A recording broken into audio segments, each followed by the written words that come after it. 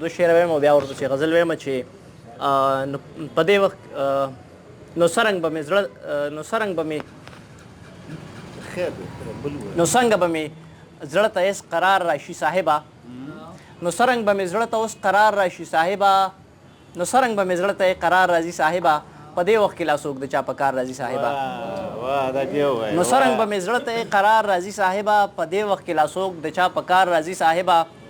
او مین یې کړم په نیمه لار یې پرېښودم ولاړو مین یې کړم په نیمه لار یې پرېښودم ولاړو په زړه مې ورته ځکه اوس هزار راځي صاحبه او غربت په مخه کړی دی بچو له مزدوري کړي غربت په مخه کړی دی بچو له مزدوري کړي